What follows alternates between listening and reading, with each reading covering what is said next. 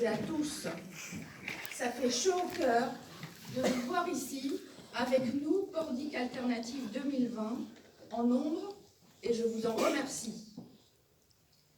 Chers Pordiquais, chères Pordiquaises, chers Trémélois, chères Tréméloises, après les propos introductifs de Robert, il m'appartient maintenant d'aborder notre programme avec vous.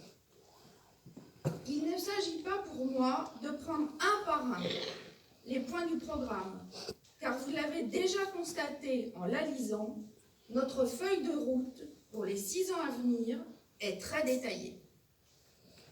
Dans ce socle de mesures que nous avons construite avec les Pordiquais à l'occasion de nombreux groupes de travail, que nous avons peaufiné au fil de nos rencontres dans les quartiers, dans les villages, au marché, à la sortie des écoles, au bourg de Tréméloire, un des axes forts met en avant la nécessité à l'échelon local de renouer avec la démocratie. Démocratie qui, à tous les étages de la vie de notre pays, est aujourd'hui bien mise à mal et souvent bafouée. Notre marque de fabrique, c'est donc dans l'échange, dans la réflexion collective que vous la trouvez. C'est ce que nous entendons par démocratie participative. Et à Pordic, c'est possible, nous nous y engageons.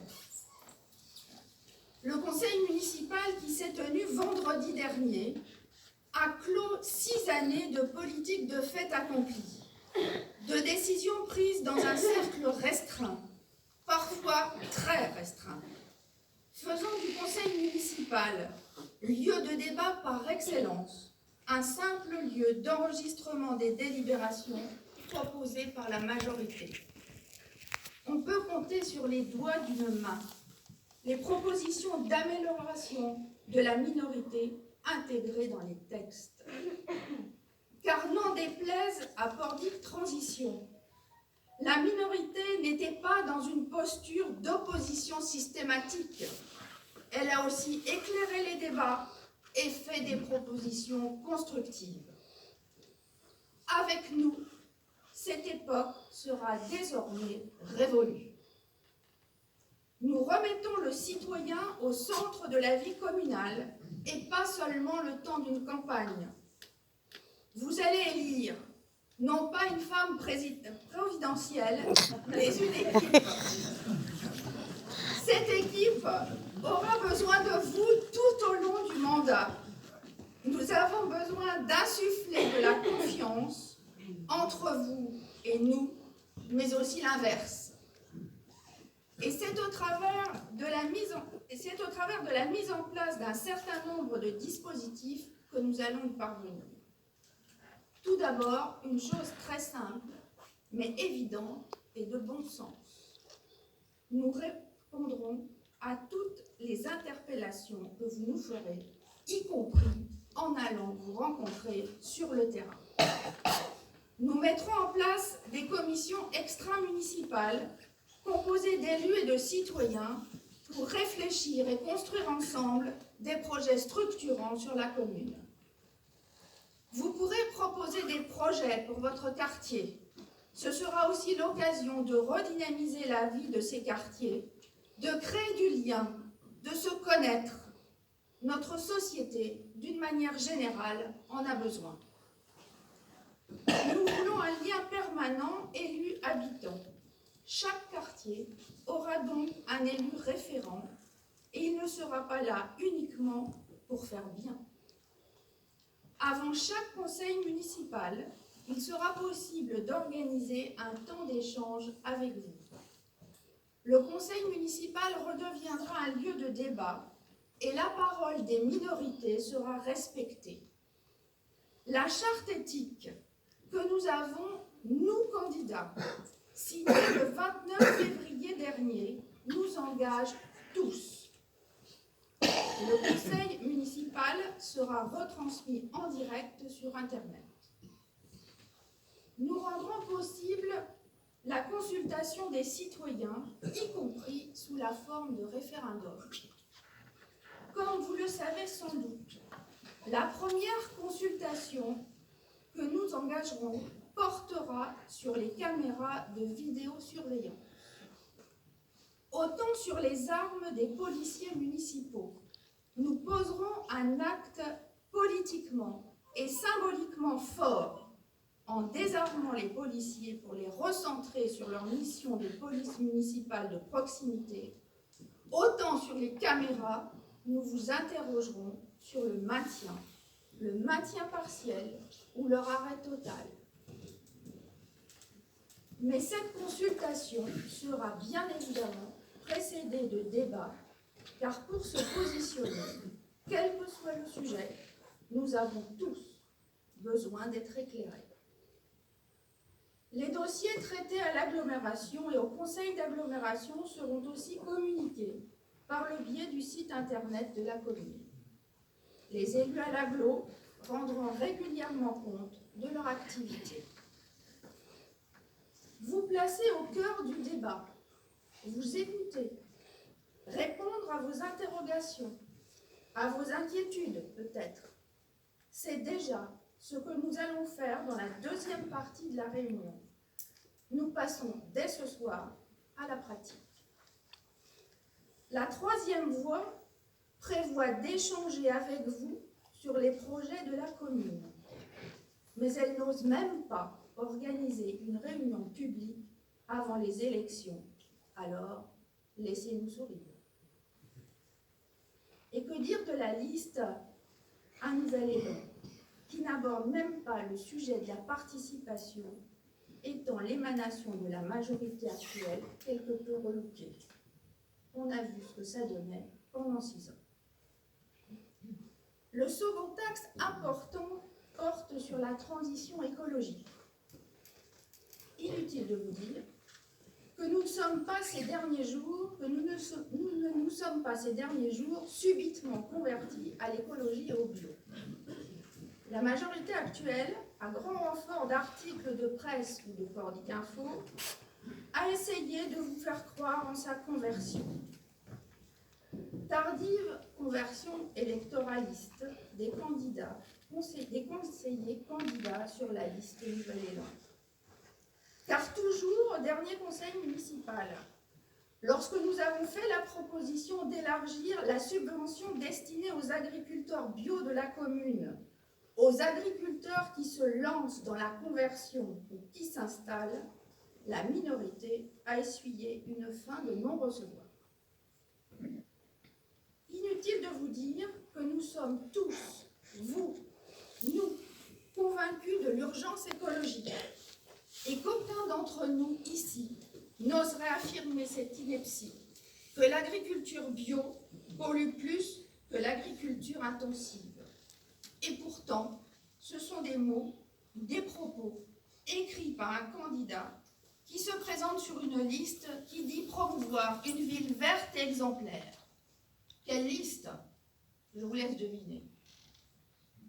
En matière de transition écologique sur la commune, nous nous opposons au circuit automoto et nous soutiendrons tout autre projet écologiquement viable. Lutter contre les réchauffements climatiques, c'est empêcher la propagation de gaz à effet de serre. C'est œuvrer pour une meilleure qualité de vie. C'est empêcher que les riverains de l'aéroport, voire plus loin en fonction des vents, vivent dans l'enfer du bruit.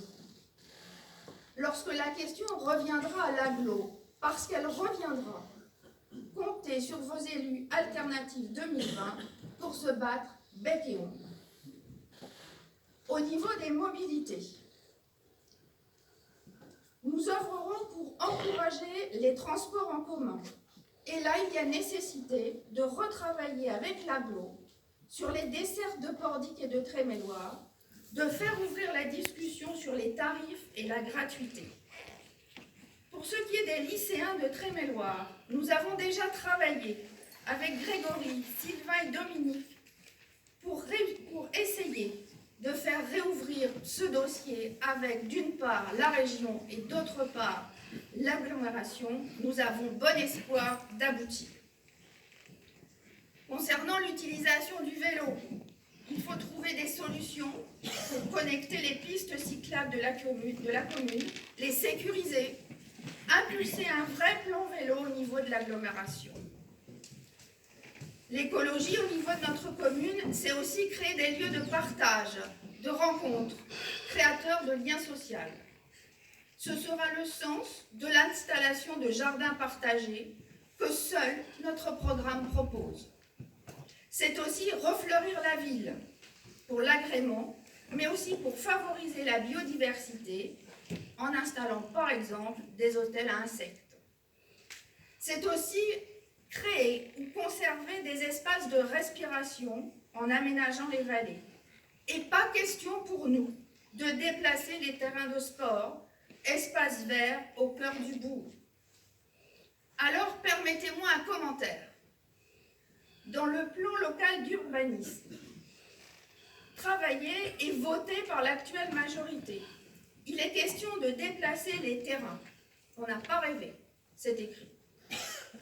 Alors dites-moi pourquoi, à l'heure de la campagne, on lit dans le programme de Nouvel Élan, nous nous engageons à ne pas déplacer les terrains. Revirement de circonstances, vous ne trouvez pas?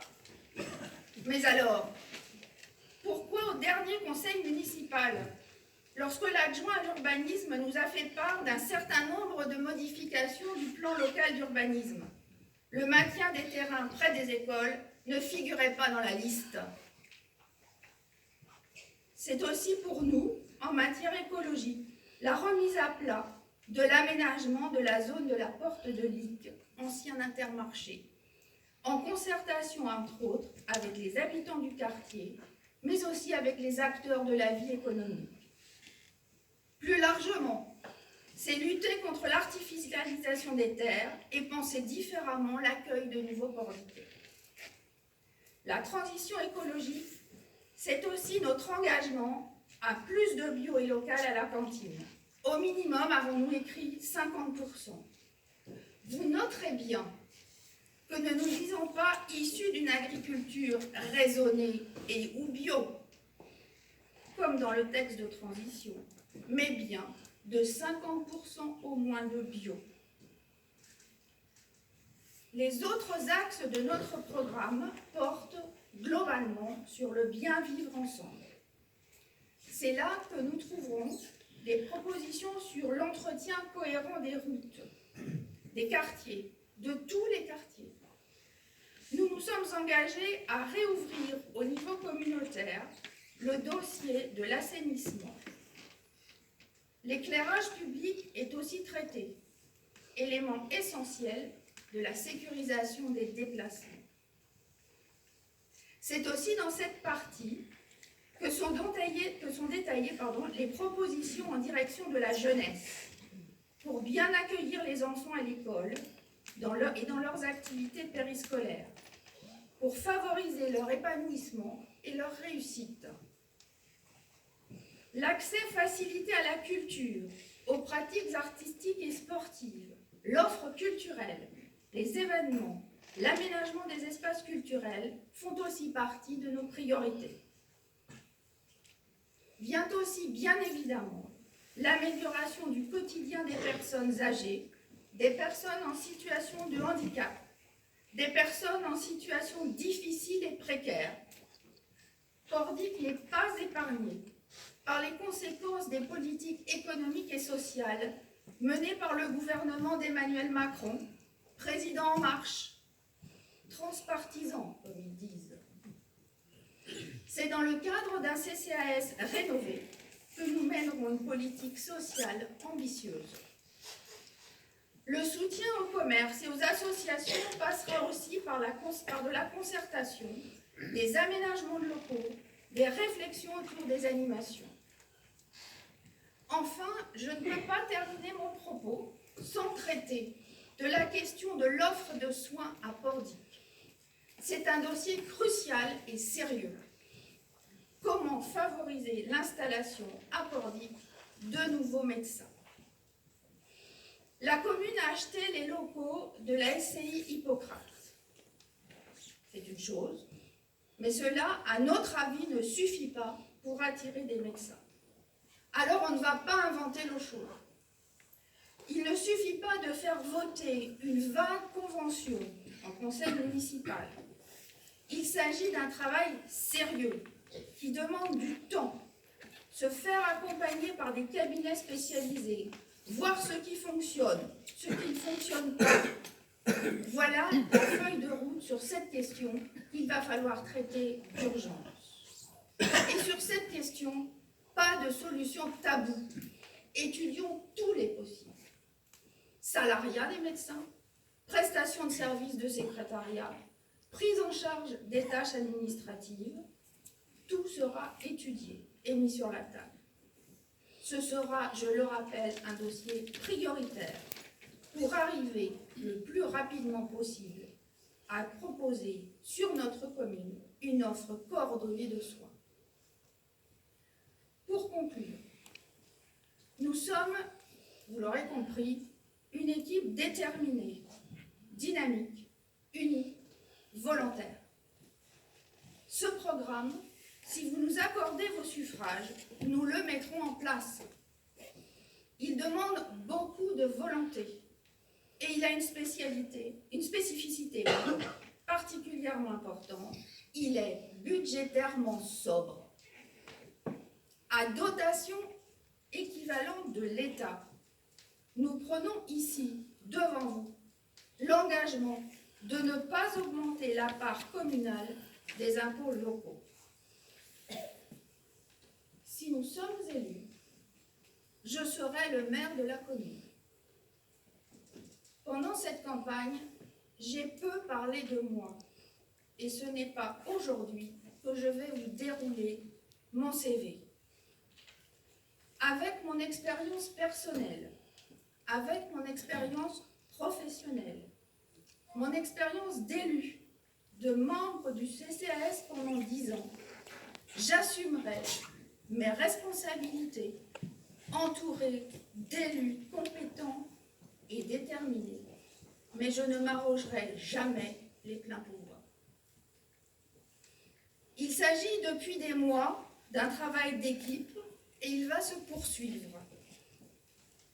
Avec Alternative 2020, ce ne sera pas le « moi-je », mais ce sera le « nous ». À chacun, à chacune d'entre vous, de convaincre dans sa famille, ses amis, ses voisins, de convaincre que l'alternative, c'est vous.